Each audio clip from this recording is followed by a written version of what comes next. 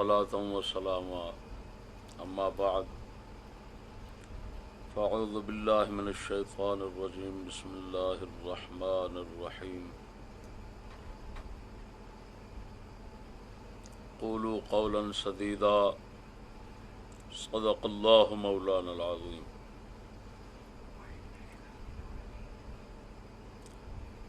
دوستو، آج کی نشست میں موضوع ہے مسئلہ خطا میں سب کی غلطیاں.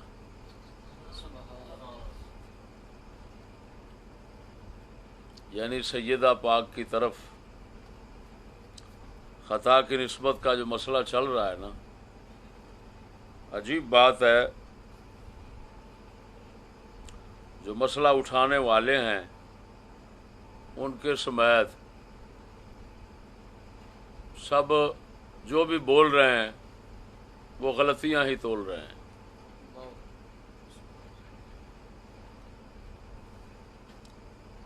اس مسئلے میں صحیح کلام ان سے نہیں ہو رہا، کسی سے بھی نہیں ہو رہا. عجیب بات ہے.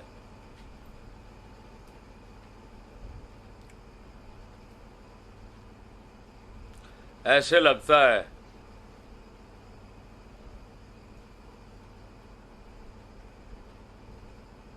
جیسے علمی بحران ہو گیا ہے، علمی فقدان ہو گیا ہے. اصل میں عالم بندہ وہی ہوتا ہے، خالی عربی پڑھنے سے نہیں بن جاتا، جو شریعت کے محکمات کو مضبوط رکھتا ہو. اور شریعت کے محکمات دو چیزیں ہوتے ہیں، عقائد اور اعمال، دونوں ہوتے ہیں. جب تک شریعت کے محکمات اور اصول کو نہیں سمجھے گا نا، مضبوط نہیں کرے گا، وہ جب بھی کلام کرے گا ایسے ہی غلطیاں کرے گا، نقصان پہنچائے گا، فائدہ نہیں ہوگا. اب سب سے پہلے خود لاہوری ڈاکٹر کی طرف سے جو مسئلہ اٹھایا گیا ہے نا، تو میں اس کی غلطیاں بیان کرتا ہوں.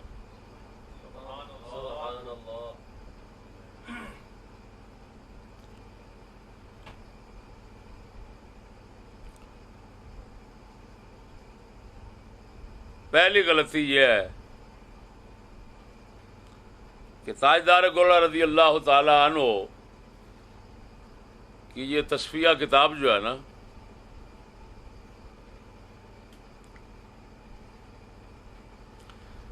اس کو اپنی صفائی اور اپنی تائید کے لیے پیش کیا.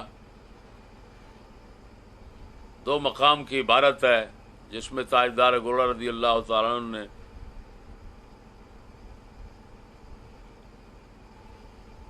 جو فرمایا اس سے صاف یہ پتہ چلتا ہے کہ آپ فرما رہے ہیں کہ خطا ممکن ہے، سیدہ پاک اور اہل بیت سے خطا ممکن ہے. یہ تاجدار گولڑا کے کلام کا مطلب ہے، آسان کرنے کے لیے بول رہا ہوں. تو اس کلام کا سہارا جب لیا گیا تو اس کے مخالفین کی طرف سے اعتراض اٹھا کہ یہ امکان ہے، وقوع نہیں ہے. تم تو وقوع کا دعویٰ کر رہے ہو. تم نے خطاب میں کہا جب مطالبہ کر رہی تھی وہ غلطی پر تھی، وہ غلطی پر تھی. تو تمہارا دعویٰ اور دلیل جو ہے وہ مطابقت نہیں رکھتے. جب اعتراض اٹھا تو اس نے پوری ایڑی چوٹی کا زور لگایا آپ کی کلام سے وقوع خطا کے ثابت کرنے پر. عجیب بات ہے، جتنا کلام کیا وہ سارا ہی غلط ہے. ایک خطاب کلب مجھے ایسا نہیں ملا جس کے اندر یہ کہا جا سکے کہ یار اس کا کلام صحیح اور اس نے اپنے دعوے کو دلیل سے ثابت کر دیا ہے. لڑکھڑاتا ہے کلام میں، منطق چلاتا ہے تو غلط ہوتی ہے، اعلیٰ حضرت کے حوالے پیش کیے تو غلط. ایک وہ جس مغالطے میں وہ کھویا ہوا ہے وہ یہ ہے کہ جی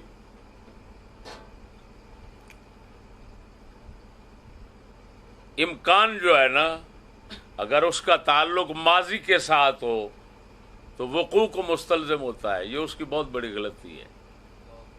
یہ دنیا کائنات کی کسی کتاب میں یہ مسئلہ نہیں دکھا سکے گا. وہ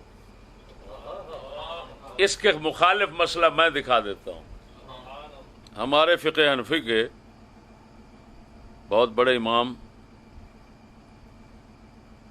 احمد حموی، جنہوں نے الاشباح والنظائر پہ شرح لکھی ہے، غمز و عیون البصائر، ان کی عقیدے پر کتاب اپنی منظومہ ہے، اس پر شرح ہے تعلیق القلائد علی منظومۃ العقائد.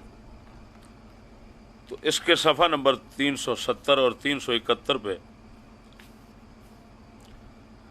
پہلے آپ فرما رہے ہیں فنقل ابن جماعہ ان الانبیاء معصومون من الکبائر والصغائر عمدا وسہوا خلافا للحنفیۃ فی سہو الصغائر. امام عز الدین ابن جماعہ نے نقل فرمایا کہ انبیاء کبائر اور صغائر سے عمدن سہوا معصوم ہیں، لیکن سہو صغائر کے اندر حنفیہ اس کے خلاف ہیں. اس پر آپ اعتراض کر رہے ہیں کہ یہ امام تفتزانی نے جو نقل کیا ہے مذہب کو، اس کے مخالف ہے کہ انہوں نے اتفاق نقل فرمایا.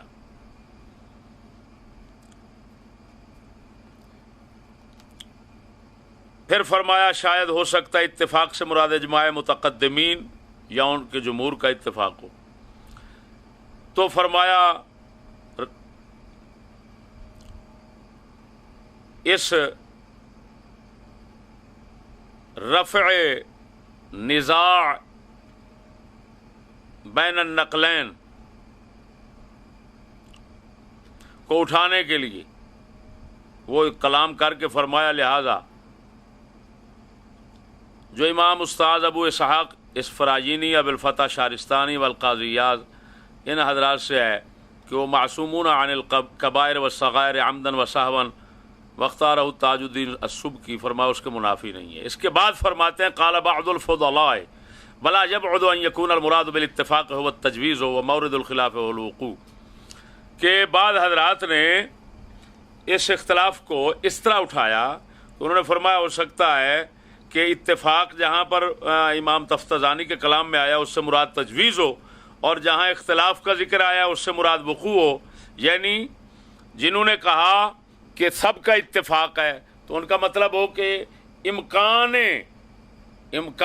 وقوع صاحب صغائر کا امکان وقوع جو ہے، صاحب صغائر کا امکان وقوع جو ہے وہ ہے، اس میں اتفاق ہے امکان کے اندر.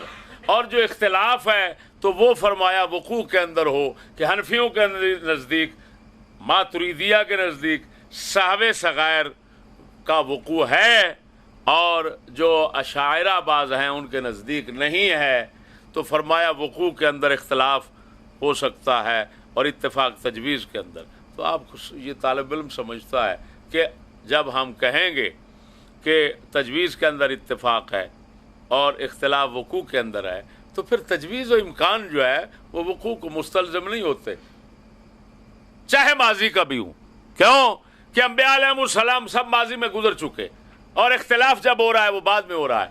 تو پھر اگر ماضی کے زمانہ ماضی میں اگر کوئی کام ہوا ہو تو پھر اس کے متعلق اگر امکان بولا جائے تو ڈاکٹر صاحب کے مطابق وہ لازماً وقوع کو مستلزم ہوگا. تو پھر تو یہ اختلاف ہمارے ائمہ کا وہ اور یہ رفع تنازع جو ہے اس کی کوئی توقع نہیں بنتی. پھر ہے معلوم ہوا یہ سراسر ہی غلط بات ہے کہ امکان جو ہے وہ ماضی کے ساتھ تعلق رکھے تو وقوع کو مستلزم ہوتا ہے. یہ حضرت کا وہ مغالطہ ہے کہ جس نے حضرت کو بہت بڑے کھڈے میں ڈال دیا ہے، اور اسی وجہ سے وہ جب بھی اپنے موقف وقوع جو ہے نا خطا اس کو ثابت کرنے کے درپے ہوتے ہیں تو عاجز ہو جاتے ہیں اور ثابت نہیں کر پاتے. تو یوں سمجھو کہ میرے خیال میں اگر کوئی صاحب علم ہو تو اس کے سامنے وہ ہنسی بنے ہوئے ہیں جی. تو حقیقت معلوم ہوا یہ بالکل دعویٰ غلط ہے. اب دوسری غلطی یہ ہے کہ حضرت پر جب ادھر ادھر سے تابڑ توڑ حملے ہوئے لا علموں کی طرف سے، نیم رافضیوں کی طرف سے، جاہلوں کی طرف سے، تو حضرت قائم نہ رہ سکے. یہ دوسری غلطی ہے، حالانکہ بات مذہب کی ہے. حضرت نے کہہ دیا کہ میں نے یہ کانوں سے سنا ہے کلپ، حضرت نے کہہ دیا کہ ہم جو تاجدار گولڑا کی تصفیہ میں عبارت ہے امکان خطا، ہم وہ بھی نہیں بولتے. استغفر اللہ ربی. اب اتنا بڑی غلطی کہ ہمارے شیخ کی عبارت کو بھی غلط ثابت کر دیا. تاجدار گولڑا وہ تو صحیح فرما رہے ہیں. یعنی اتنا بکھلا گئے کہ جس پر کسی طرح اعتراض کسی کی طرف سے نہیں تھا اس عبارت کو بھی چھوڑ کر بھاگ گئے. یہ بھی نہیں کہتے بھائی آپ. یعنی جویں بندہ کہندا ہے کہ دو کن پھڑ کے تے نک نال لیکاں کڈنیاں، یہ حضرت دو کن پھڑ کے نک نال لیکاں کڈ بیٹھے نے. اس سے جو نقصانات ہیں وہ آپ کے سامنے. ایک تو تاجدار گولڑا کا تختیہ، کم از کم اتنا تو ضرور ہوگا کہ اگر ان کا تختیہ مقصد نہ ہو لوگ تو نفرت کھا جائیں گے. کہ تاجدار گولڑا کی عبارت جو ہے وہ ایسی تھی کہ ڈاکٹر صاحب نے بھی کہا بھائی ہمارا بھی کوئی تعلق نہیں ہے، ہاتھ کھڑے ہیں کہ یہ عبارت ہم نہیں بولیں گے. اور کبھی جو ہے وہ وقوع پر زور لگا دیتے ہیں، کبھی وقوع کو ثابت کرنا شروع کر دیتے ہیں، اور کبھی یہ ہے کہ پھر تو غرض ہے کہ ان کا اپنے موقف سے انحراف یہ بہت نقصان لا رہا ہے. دوسری بات یہ ہے کہ جب یہ مسئلہ ہو گیا، سامنے آ گیا، تو اب کیونکہ ہمارے عقیدے کے اندر ہے، اور یہ سب نے کتابوں میں لکھا ہوا ہے. آج کے کتنے لوگ ہیں جنہوں نے سب نے لکھا ہوا ہے کہ جو خطا ہے اجتہادی اس کی انبیاء علیہ السلام کی طرف نسبت ہوتی ہے، تو پھر اہل بیت کو پاک سمجھنا اس نسبت سے جو تو کفر ہے. یہ تو غیر نبی کو نبی سے بلند کرنا ہے، اوپر بڑھانا ہے، اور یہ مذہب رافضیت ہے. تو میرے بھائی اس انحراف سے جو نقصان ہوگا وہ صاف ظاہر ہے کہ مذہب رافضی جو ہے وہ صحیح ہو جائے گا اور لوگوں کے ذہنوں میں مضبوط ہو جائے گا، اور اہل سنت کا مذہب جو ہے باطل ہو کر اڑ گیا، ہوا بن جائے گا. تو بھائی ایسا یا تو مسئلہ کو کرنا نہیں چاہیے، اگر کرنا ہو تو پھر اس کو صحیح ثابت بھی کر سکے بندہ، اور اس پر قائم رہنے کی جرت بھی رکھتا ہو، استقلال اور استقامت رکھتا ہو. اگر نہیں ہے تو ایسے ممبر جو ہے نا روٹی کمانے کے لیے نہیں ہے. جی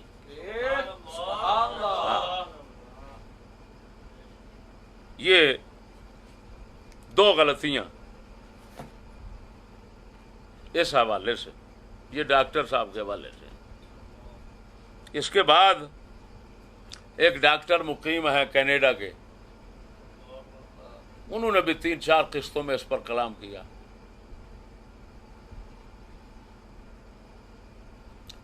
اس کا اللہ اکبر و کبیرہ، پتہ نہیں یار یہ لوگ کہاں پڑھے ہیں اور کیا کرتے ہیں. اس سے بھی صاف پتہ چل رہا ہے وہ نہ محکمات شریعت کو جانتا ہے نہ محکمات مذہب کو جانتا ہے، بس ایسے ہی اٹھ کر جڑ جاتا ہے. 5 لاکھ حدیثوں کا اس نے دعویٰ کیا کہ میں نے پڑھی ہیں، 5 لاکھ حدیثیں.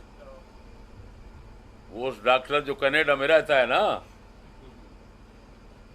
ادھر بھی آتا ہے 12 ربیع الاول کو، آپ کو پتا ہے. تو اس نے کہا 5 دعویٰ کیا میں نے 5 لاکھ حدیثیں پڑھی ہیں. عجیب بات ہے، حسن المحاضرہ کے اندر امام جلال الدین سیوطی اپنے حالات خود لکھتے ہوئے فرماتے ہیں کہ اس وقت دنیا میں 2 لاکھ حدیثیں گردش کر رہی ہیں. وہ سب مجھے یاد ہیں. اب امام جلال الدین سیوطی کے دور میں تو 2 لاکھ حدیثیں گردش کر رہی تھیں، اور پتہ نہیں حضرت کے دور میں 3 لاکھ کہاں سے آگے بھائی.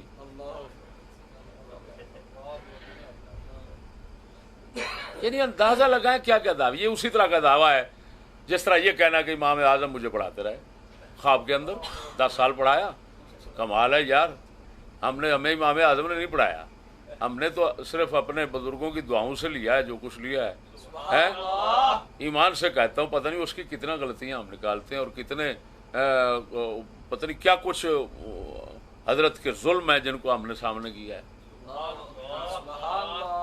کرونا کے مسئلے پر حدیثوں کو جو جس طرح وہ حدیثوں کو کے ساتھ زیادتی کی ہے وہ آپ کے سامنے ہے، میں نے بیان کیا ہے. تو اسی طرح اس حضرت کی ایک بات یہ ہے، انما یرید اللہ، آیت تطہیر جو ہے اس پر کلام کیا آپ نے، پتہ نہیں کیا، اللہ اکبر، اپنے دور کے وہ مجتہد مطلق سب سے آگے بڑھا ہوا تھا، اور کلام کرتے ہوئے کیا کہا، اس سے ہر خطا، ہر غلط، اور کیا کیا الفاظ بول کر کہنے لگا امکان بھی نہیں ہے. اچھا امکان نہیں تو یہی عصمت کا نظریہ ہوتا ہے، اور کس کو کہتے ہیں؟ اور تو غیر انبیاء کے لیے یعنی اہل بیت کے لیے تم عصمت کا نظریہ پیش کر رہے ہو. خیر ہے، ترجمان سنیوں کے بنے ہوئے ہو، بیٹھے ہوئے ہو ترجمان سنیوں اہل سنت کے بن کر، اور بات وہ کر رہے ہو جو رافضی کرتے ہیں. خیر ہے، کیسا عجیب محکمہ ہے تیرا. یہ امکان نہ ہونا یہ کیا ہے؟ یہ انبیاء کے لیے استعمال ہوتا ہے یا کسی اور کے لیے استعمال ہوتا ہے؟ ادھر تم کہتے ہو کہ جی عصمت کا نظریہ فلان ہے، تمہیں پتہ نہیں، تم خود ثابت کر رہے ہو غیروں کے لیے، غیر انبیاء کے لیے عصمت کا نظریہ ثابت کر رہے ہو. یہ بہت بڑی اس کی غلطی ہے.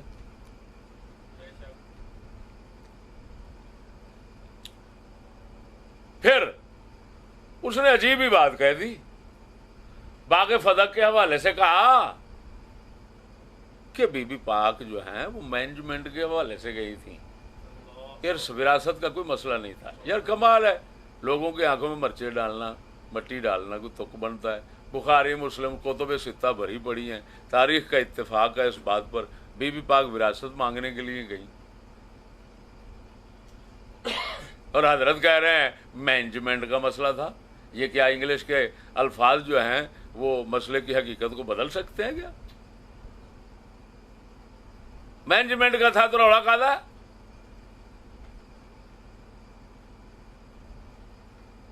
یہ بہت بڑی، یوں سمجھو دیدہ دانستہ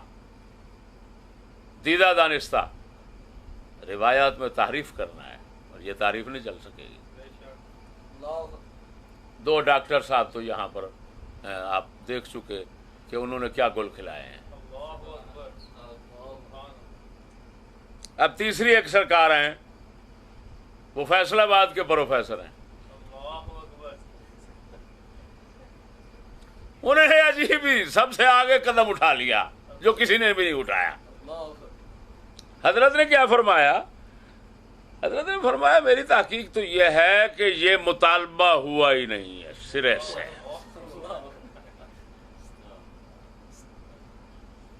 میرے پاس دلائل ہیں، میں پھر کبھی پیش کروں گا. میں حیران ہو گیا یار، جو کتب ستہ ہیں حدیث کی کتابیں ہیں وہ بھی سارے یہی بتاتی ہیں مطالبے کا، سوال کا، مانگنے کا، فدق وغیرہ، فدق مانگنے کا. تاریخ کی کتابیں بھی سب اتفاق کر رہی ہیں اس مسئلے پر. کچھ سمجھ نہیں آ رہی. حضرت کہہ رہے ہیں یہ مسئلہ غلط ہے اور میں دلائل سے ثابت کروں گا. اب تاریخ کے دلائل بھی نہیں ہو سکتے، حدیثوں کے بھی نہیں ہو سکتے. اب اس سے باہر اور کیا ہوگا؟ وہ کہاں سے آئیں گے دلائل؟ یہ پھر ہم جو ہے نا، ہمارے جیسے جو علمی خدام ہیں، علم کی خدمت کرنے والے لوگ، وہ یہاں کہنے پر عاجز ہو جاتے ہیں کہ یہ تمام دلائل علم کی دنیا سے باہر ہوں گے. اور میرے خیال میں علم کی دنیا میں رہ کر وہ ایک دلیل بھی نہیں لا سکتے اس دعوے پر. دلائل تو جمع ہے. پھر آپ نے اس مسئلے پہ انہوں نے دوسری بات یہ کہی کہ قرآن فرما رہا ہے. یہ میرے خیال انہوں نے دلیل پیش کرتے ہو گئی. قرآن فرما رہا ہے اذا قضى اللہ ورسولہ امرا، جب اللہ رسول کسی بات کا فیصلہ کرتے ہیں تو مومن کو اختیار نہیں رہتا. تو جب حضرت صدیق نے حدیث پیش کر دی تھی تو پھر سیدہ ناراض ہو کر واپس جانا مطابق یہ کیا تک بنتا ہے؟ انہوں نے پھر وہ حدیث کیوں نہ مانی؟ بہرحال پھر حضرت نے کہا کہ میں کہتا ہوں ایسی کوئی بات نہیں ہوئی، یہ ہوا ہی نہیں ہے. لیکن حضرت کو اتنا پتہ نہیں ہے کہ حدیث کو چھوڑ دینا، حدیث کے خلاف چلنا، اس وقت یہ آیت کے مطابق جرم بنتا ہے جس وقت اجتہاد کے بغیر ہو.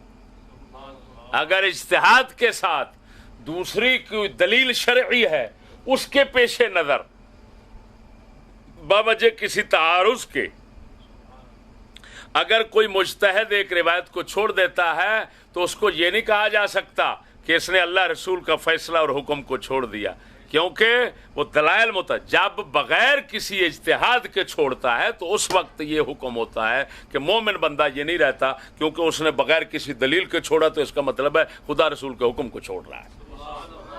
تو حضرت کو اتنا ہی پتہ نہیں ہے کہ بی بی پاک نے اجتہاد. اگر یہی بات ہوتی تو ائمہ کرام جتنے ہیں، جتنے فقہا مجتہدین ہیں، اس ہر ایک امام نے کوئی نہ کوئی حدیث چھوڑی ہے. امام قرافی مالکی جو ہے وہ اپنی تنقیح الاصول کے اندر لکھتے ہیں، فرمایا کوئی امام ایسا نہیں مجتہد جس نے کوئی نہ کوئی حدیث چھوڑی نہ ہو. مثلا امام شافعی سرکار ہیں، انہوں نے حنفیوں کی کئی حدیثیں چھوڑ دی، حنفی ہیں انہوں نے شافعیوں والی کئی حدیثیں چھوڑ دی. کیوں کہ حدیثیں آپس میں جب ایک دوسرے کے معارض اور مخالف ہو گئیں تو اب مجتہد کے لیے پریشانی بن گئی کہ کیا کروں، کس کو لوں اور کس کو چھوڑوں. تو اب اس اجتہاد کے ساتھ وہ فیصلہ کرتا ہے پھر کہ یار میری سمجھ کے مطابق، میرے اصولوں کے مطابق یہ جو ہے نا حدیث اس پر عمل کرنا صحیح ہے، اس پر صحیح نہیں ہے. تو اجتہاد کی وجہ سے وہ چھوڑتا ہے. ہر امام چھوڑتا ہے. جب ہر امام چھوڑتا ہے تو کیا حضرت صاحب یہ کہہ سکتے ہیں کہ معاذ اللہ اذا قضى اللہ ورسولہ امرا کے تحت یہ سارے مجرم ہیں، بے ایمان ہیں امام؟ کیوں؟ حدیث چھوڑ رہے ہیں، حدیث پہنچ گئی اور چھوڑ رہے ہیں. اب کتنا کم علمی ہے، پروفیسری اور چیز ہے، عالم ہونا اور چاہے. کتنا بڑی غلطی ہے کہ بی بی پاک کے متعلق جو روایتیں صحیح ہیں ان کو ٹھکرا دینا اور پھر یہ کہہ دینا کہ اس سے لازم آتا ہے بی بی پاک جو ہے وہ حدیث کو چھوڑ رہی ہیں، یہ ممکن نہیں ہے. یہ کیا ہوا بھائی؟ اگلی بات اس سے بھی عجیب تر کر دی. انہوں نے کہا کہ بھائی غلطی اگر ہے یہاں پر تو میں بتاتا ہوں کس کی غلطی ہے. اللہ اکبر. ہم سنتے ہوئے حیران ہو گئے بھی دیکھیں تو صحیح کس کی غلطی قرار دیتے ہیں. تو حضرت نے کہا ہم بتاتے ہیں کس کی غلطی ہے. غلطی اس شخص کی ہے جس نے کہا فغضبت فاطمہ تو فلم تتکلم حتی ماتت، کہ فاطمہ ناراض ہو گئیں اور کلام نہ کی جب تک کہ زندہ رہیں، انہوں نے کلام نہ فرمایا حضرت صدیق اکبر سے. تو یہ جس نے کہا اس کی غلطی ہے. اب سوچنے لگ گئے ہم بھئی وہ کہنے والے دو ہی باتیں ہیں، یا تو وہ صحابہ ہیں جو یہ بات بیان کر رہے ہیں یا ان کے بعد والے راوی ہیں. اب بتاؤ کس کو غلط کہیں بھائی؟ اما عائشہ ہیں، مالک بن اما عائشہ ہیں زیادہ تر اب اما عائشہ کو کیسے کہیں کہ انہوں نے غلطی کی ہے؟ بولو کیسے غلط ان کو کہیں کہ انہوں نے غلطی کی ہے یہ روایت بیان کرنے کے اندر؟ سیدہ کی غلطی جو ہے، سیدہ کی طرف غلطی اور خطا کی نسبت کرنے سے اتنا پرہیز کہ دوسری ماں صدیقہ اللہ اکبر و کبیرہ جن کی طہارت اور پاک دامنی کے لیے سورت نور کی 18 آیتیں آئیں ہیں، ان کو ہم غلط کہہ دیں؟ ادھر اتنا غلو ہو رہا ہے، ادھر اتنا تفریط ہوئی، خیر ہے، یہ کیا ظلم ہے بھائی؟ اگر راویوں کو کہتے ہیں نیچے کہ یہ راویوں نے تو بھائی یہ تو روایت صاحب بخاری، مسلم، ابو داؤد، نسائی سب کے پاس ہے، تو کیسے کہیں یہ سب غلط کر رہے ہیں؟ تو اگر یہ کہہ دیں کہ حضرت پروفیسر کو جو ہے خود کو حضرت کو یہ غلط نظر آ رہا ہے اور ہو سکتا ہے غلط ہی نظر آتا ہو، تو اگر یہ کہہ لیا جائے تو میرے خیال اچھا ہے، بجائے اس کے کہ ہم ان اماموں کے متعلق ایسے یا صحابہ کے متعلق ایسے غلط نظریات رکھیں۔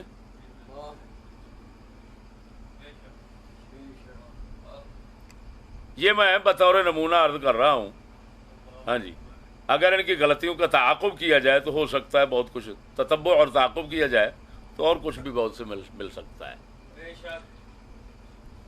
اب اس کے بعد آ جاتے ہیں ایک شیخ گجراتی، ایک گجراتی شیخ ہیں، وہ شیخ المشائخ ہیں، تو حضرت نے تو عجیب رنگ چڑھائے۔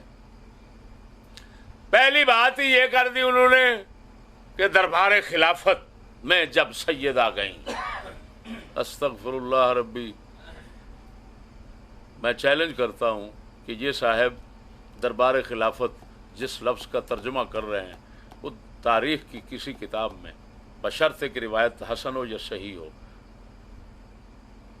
ضعیف اور موضوع نہ ہو، وہ رافضیوں کی موجود ہیں مجھے پتہ ہے، صحیح اور حسن روایتیں ایک میں ثابت نہیں کر سکتے کہ جس کا ایسا کوئی لفظ آیا ہو جس کا معنی دربار خلافت ہو اور بی بی پاک دربار خلافت میں گئی ہوں۔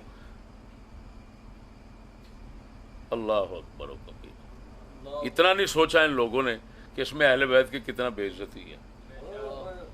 ایک عام مسلمان بھی اپنی بہو بیٹی کو، عام مسلمان عزت دار، اس کو کورٹ میں لے جانا پسند نہیں کرتا، اور پھر انہوں نے ستم بالا ستم یہ کیا، کہا ادھر 5-6 صحابہ کرام ساتھ بیٹھے ہوئے تھے اور بی بی پاک اسی حال میں چلی گئی۔ کچھ تو سوچو۔ صحیح سند کے ساتھ طبقات ابن سعد کے اندر موجود ہے اور اس سے سیر و اعلام النبلاء کے اندر ہے کہ امام حسن حسین حضور پاک صلی اللہ علیہ وسلم کی ازواج مطہرات کے سامنے نہیں آتے تھے، باوجود اس کے کہ محرم ہیں۔ اب بتاؤ، حضور کے ازواج مطہرات اتنا پردہ کرتے ہیں کہ حسن حسین ان کے سامنے نہیں آتے، اور سیدہ جو ہیں وہ نعوذ باللہ من ذالک، ان ظالموں کے بیان کے مطابق وہاں پر غیر بندے بیٹھے ہوئے ہیں اور وہاں پر چلی جاتی ہیں، اور دربار خلافت جب لفظ بولا جاتا ہے تو لوگ تو یہی سمجھتے ہوں گے کہ وہ پتہ نہیں باہر ایسے جیسے کوٹ ہوتے ہیں اسی طرح کی کوئی وہاں پر جگہ ہوگی اور وہاں پر صدیق اکبر بیٹھتے ہوں گے اور وہاں پر وہ چلے گئے اور جناب جا کر وہ یہ ساری بات شروع کر دی۔ یہ گمراہ کن باتیں ہیں۔ سنو، میں بخاری اور مسلم یہ مطلب جتنا صحیح روایتیں ہیں ان کو سامنے رکھ کے عرض کر رہا ہوں۔ بعض روایتیں کہہ رہی ہیں، ایک روایت صرف بخاری کی ایک روایت صرف یہ کہہ رہی ہے، ایک روایت، کہ حضرت سیدہ اور حضرت عباس دونوں گئے حضرت ابو بکر صدیق کے پاس، یہ ایک روایت کہتی ہے۔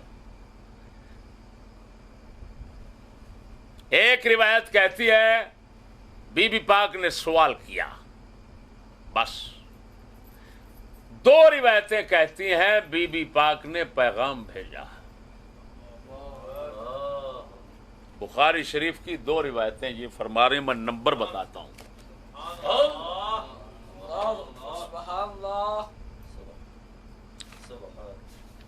3092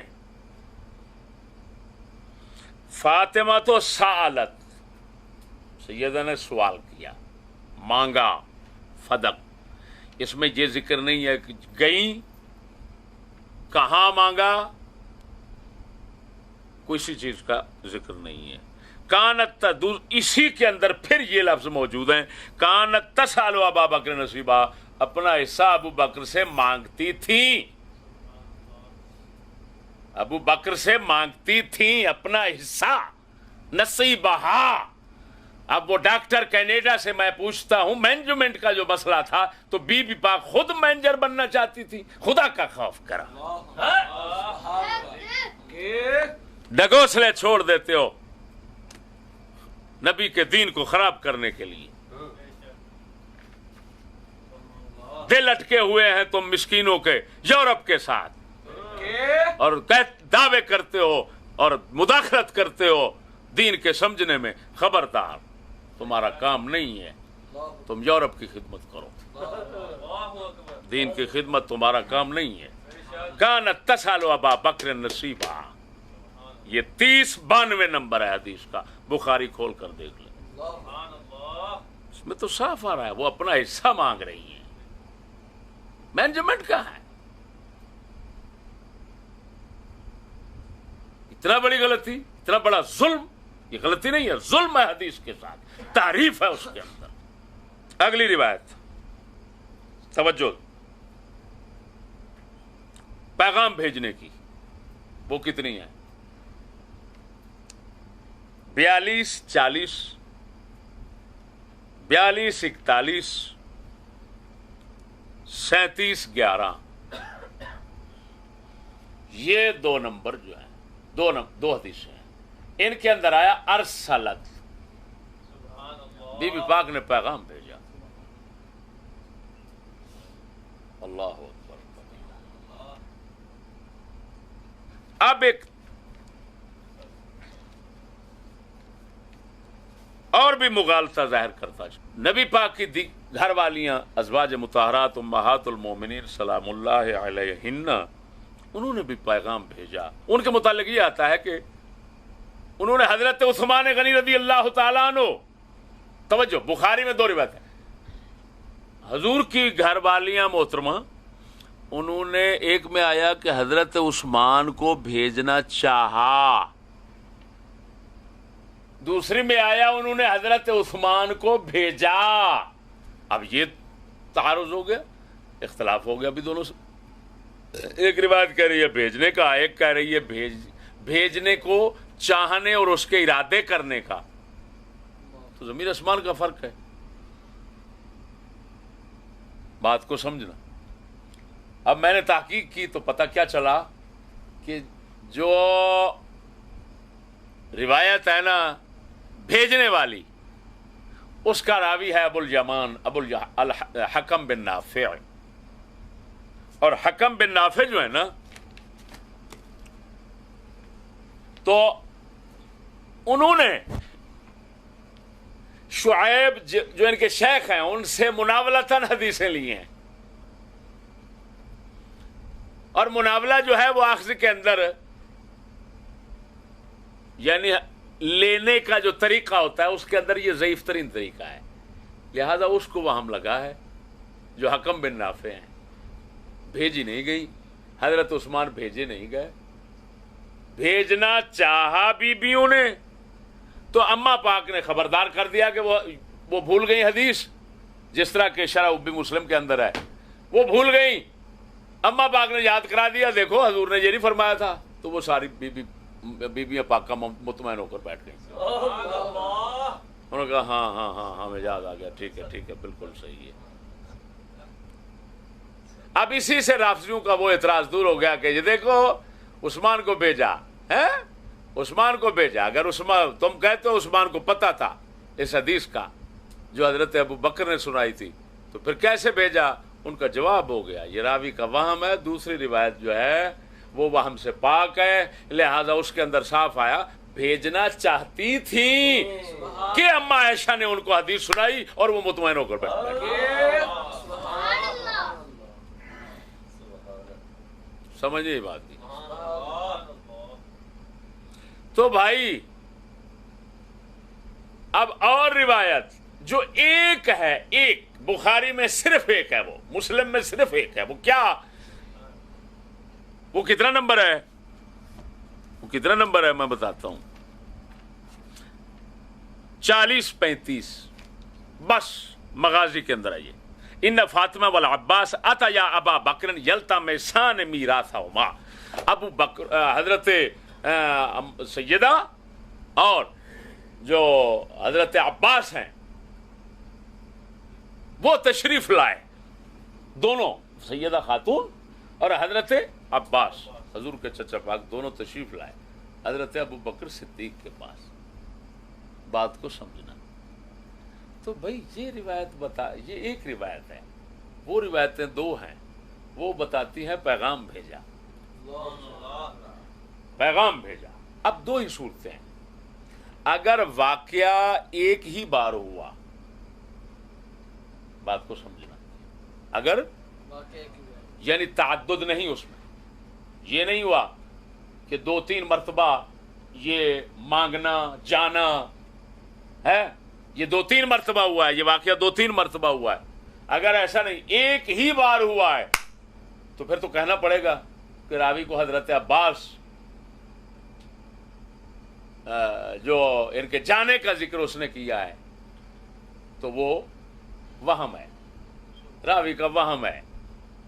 हकीकत यह है कि सैयदा ने पैगाम ही भेजा था, तो हजरत अब्बास खुद चले गए होंगे।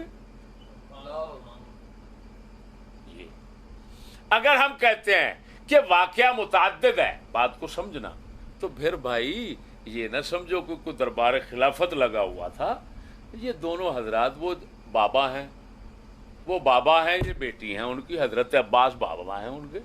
तो बेटी बाबा जी के साथ हजरत सिद्दीक अकबर के घर में चली गई, क्योंकि ये अब घर भी तो एक था, अम्मा आयशा का घर, वो यार अम्मा आयशा के बाप का घर अम्मा आयशा का घर है।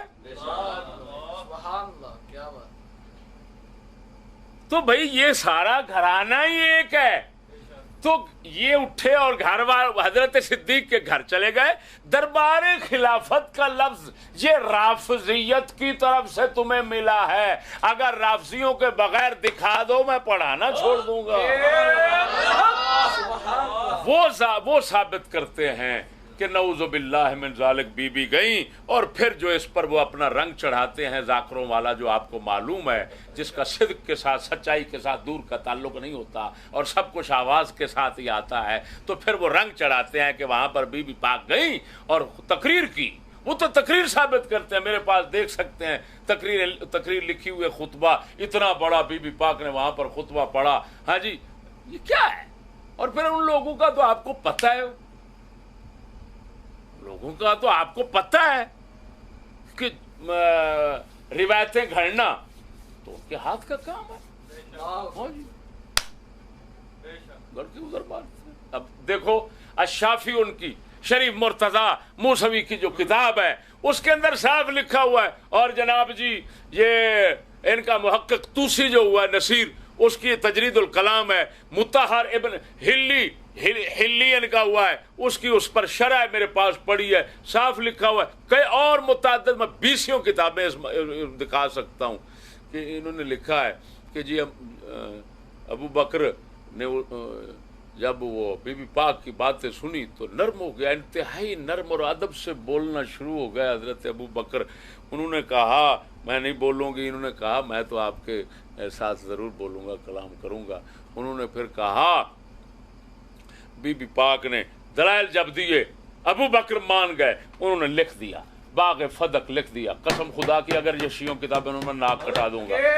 अबू बकर सिद्दीक ने, ये शिया लिख रहे हैं, अबू बकर सिद्दीक ने लिख दिया।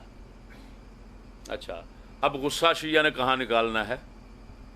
वो बीबी पाक लेकर आ रही थी चिट लिखी हुई चिट कि फदक लिख दिया गया, उनका नाम कर दिया गया।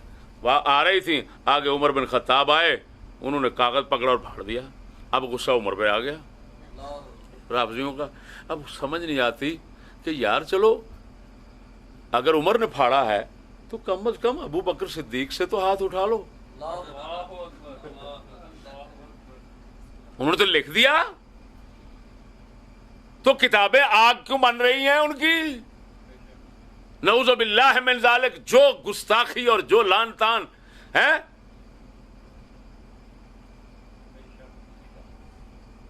वो सब उधर ढालते हैं मुगालते से। समझ नहीं आ रही? तो मेरे भाई बात को समझो, उनके लिए झूठ बोलना कोई चीज नहीं है। دیکھ لو یہ بھی لکھ رہے ہیں کہ ابو بکر صدیق نے باغ دے دیا اور حضرت صدیق کو مجرم بھی پھر ٹھہرا رہے ہیں. یہ کیا ظلم ہے؟ اسی طرح دربار خلافت، پھر اس میں خطبہ، یہ سب رافضیوں کی اختراع ہے. اس کا صدق اور صفا کے ساتھ کوئی تعلق نہیں، سچائی کے ساتھ کوئی تعلق نہیں ہے. تو اس کو، اس لفظ کو لینا اور استعمال کر دینا ہے. یہ شیخ گجراتی سے ایک غلطی ہوئی ہے جو بہت بڑی غلطی ہے اور گستاخی ہے. دوسری بات، حضرت کا یہ کہہ دینا اللہ اکبر کہ بی بی پاک ایسے مسائل میں کب اجتہاد کرتی تھی. استغفر اللہ ربی. اگر بی بی پاک مجتہد نہیں سمجھتے تو ایسے اس مسئلے میں تو نعوذ باللہ من ذالک، پھر بی بی پاک کو کیا کہو گے؟ ان سے کفر ہوا کہ جان بوجھ کر بغیر اجتہاد کے باپ کی حدیث چھوڑ دی.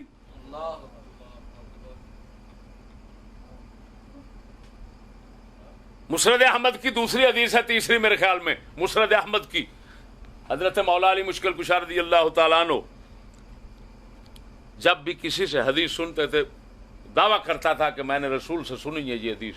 آپ فرماتے تھے تو قسم اٹھا کہ میں صحیح کہہ رہا ہوں، جھوٹ نہیں بولوں گا، غلط بیانی نہیں کروں گا.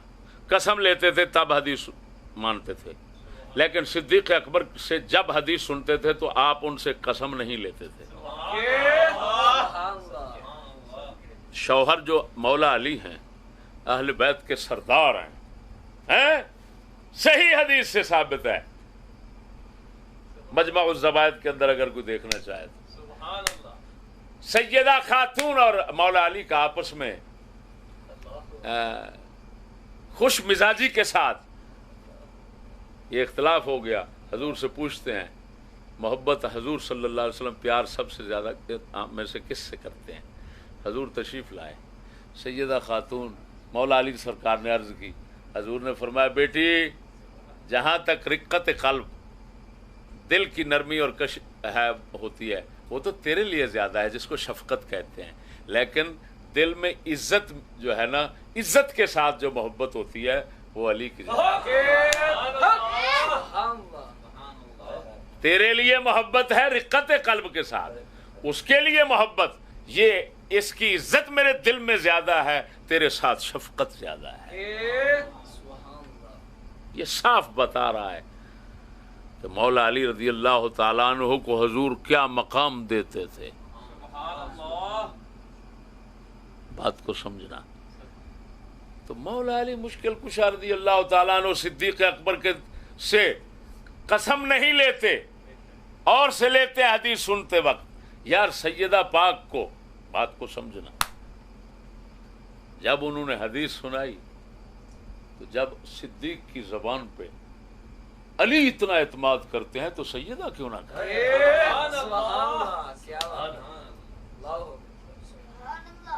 تو اب سیدہ نے وہ حدیث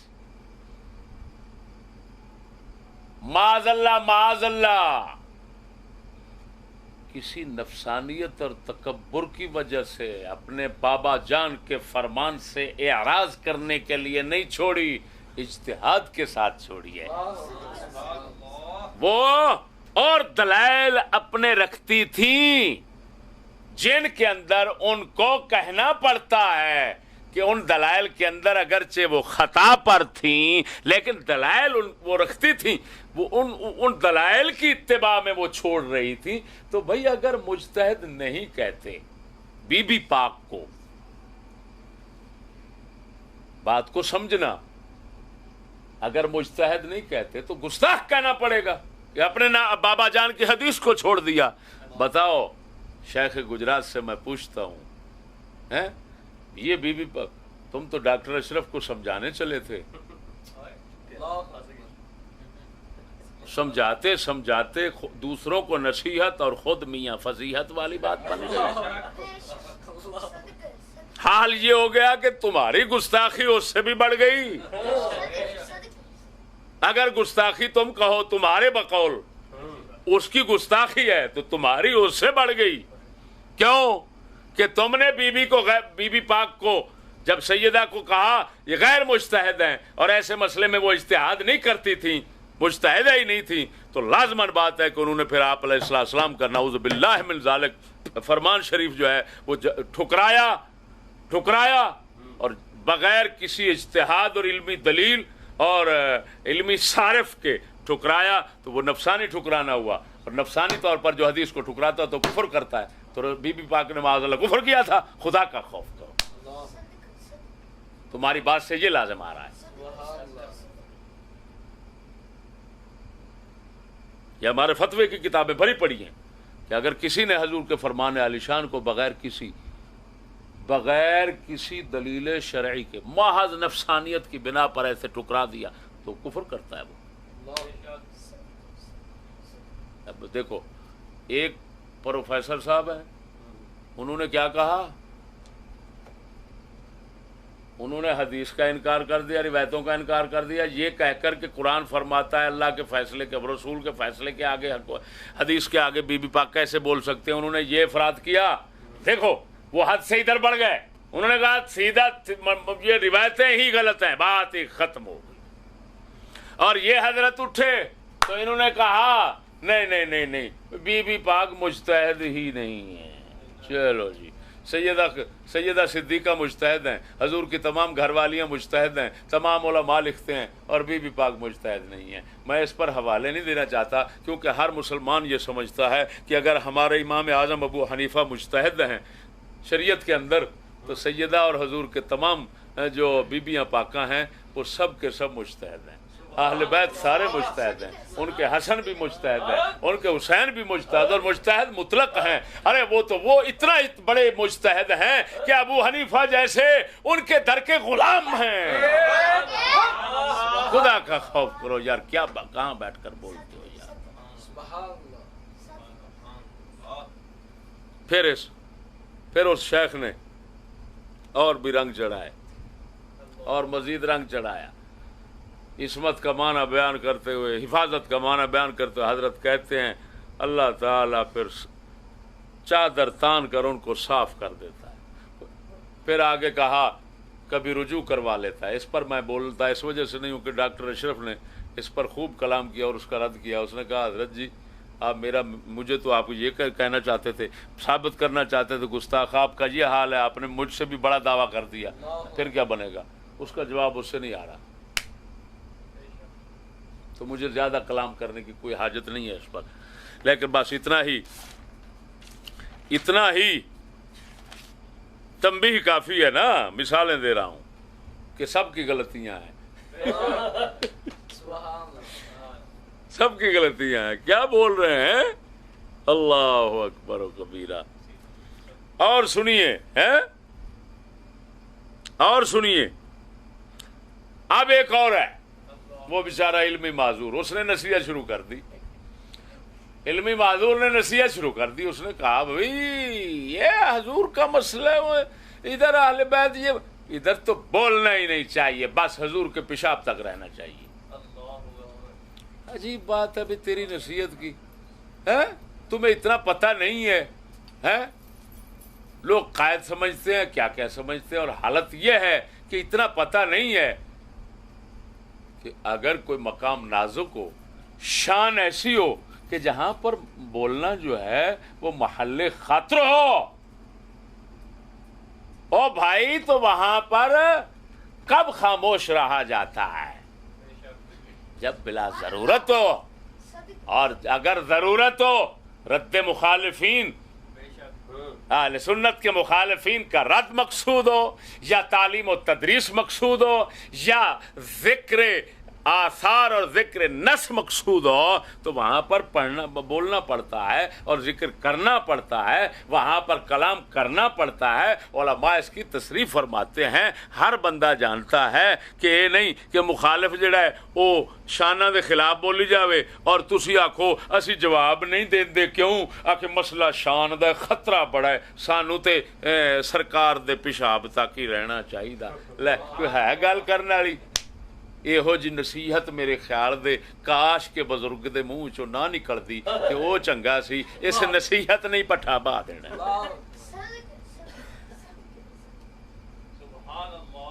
ایک اور صاحب بولے وہ سندھ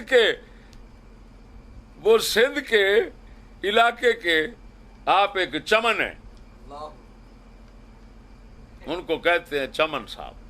تو چمن صاحب نے او ہو جو گل کھلائے ہیں کمال ہے، وہ بھی بے مثال گل ہیں. آپ نے کبھی کائنات کے اندر کسی بھی علمی باغ کے اندر جو ہے وہ ایسے گل کھلتے ہوئے آپ نے نہیں دیکھے ہوں. حضرت نے کون سا چمن گل کھلایا؟ ڈاکٹر اشرف پہ اعتراض کرتے ہوئے آپ کہتے ہیں عصمت اور حفاظت کے فرق کا پتہ ہے تمہیں؟ عصمت اور حفاظت میں فرق کیا ہے؟ عصمت یہ ہے کہ بندہ گناہ کا ارادہ تو کرے لیکن اللہ گناہ کو پیدا نہ کرے. حفاظت یہ ہے کہ بندہ گناہ کا ارادہ کرے لیکن اللہ تعالیٰ پیدا کرے یا نہ کرے، یہ اس کو پیدا کر بھی سکتا ہے. یہ میں نے اپنے گناہگار آنکھوں سے اس کا لکھا ہوا ہے خط، پتہ نہیں کتنا اس نے پنڈی کا ایک ہے قریشی اس کے متعلق میں نے سنا ہے کہ اس نے کہا کہ بس چمن صاحب نے اخیر کر دی. بس میں نے سن کر میں نے ان کی تائید کر دی اور ڈاکٹر کو کہہ دیا، انہوں کو ساخی کیا. اللہ اکبر و کبیرہ. افسوس ہے یار، کہاں چلا گیا علم یار. ایمان سے کہتا ہوں، بزرگ سچ فرماتے ہیں کہ جب تک کسی فقیر کی دعا ساتھ نہیں دیتی اللہ کی توفیق بھی شامل حال نہیں ہوتی.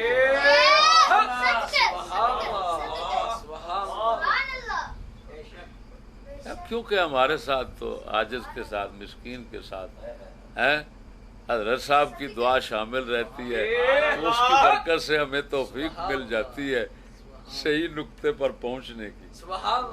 اب اس حضرت سے ہم پوچھ، حضرت صاحب نبیوں کو معصوم ثابت کر رہے تھے.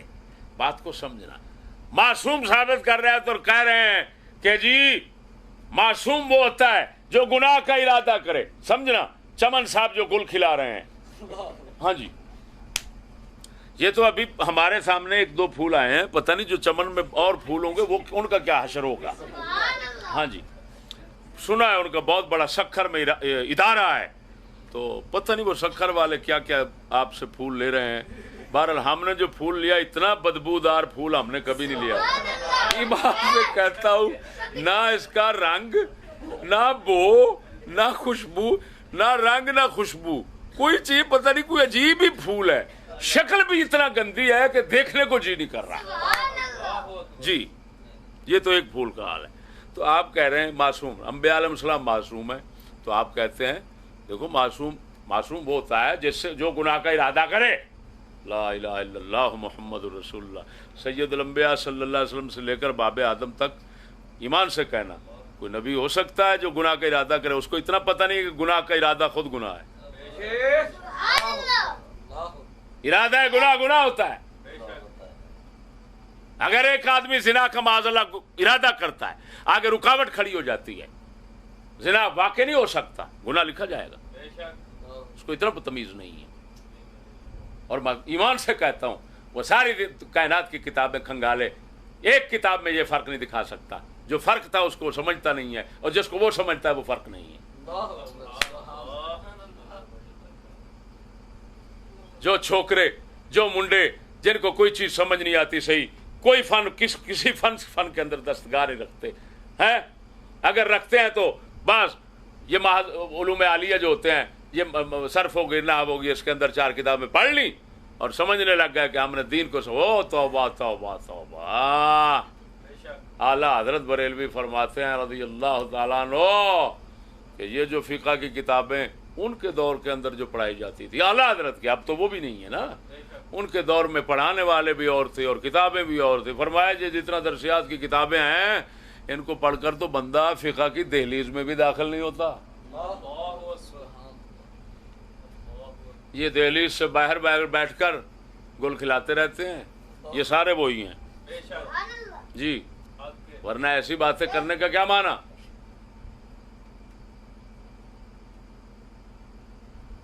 یہ آپ کے سامنے چند نمونے میں نے رکھے ہیں. باقی لوگ ایسے ہیں کہ ان کا بولنا جو ہے وہ اگرچہ وہ بول رہے ہیں لیکن ان کی کوئی حیثیت نہیں ہے. لوگ ان کو حیثیت دیتے ہیں, جن کو حیثیت دے رہے ہیں ان کا یہ حال ہے, تو جو بے حیثیت ہے ان کا حشر کیا ہوگا. سبحان اللہ سبحان اللہ.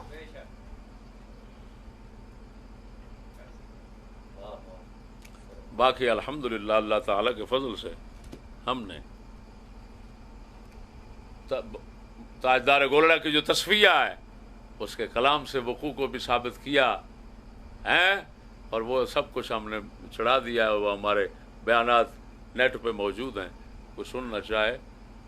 لیکن ہم نے اپنے موضوع کو صحیح جو بیان کرنا تھا وہ کر دیا ہے. مسئلہ خطا میں سب کی غلطیاں. اللہ جل شانہ ہمیں صدق و صفا پہ قائم رکھے.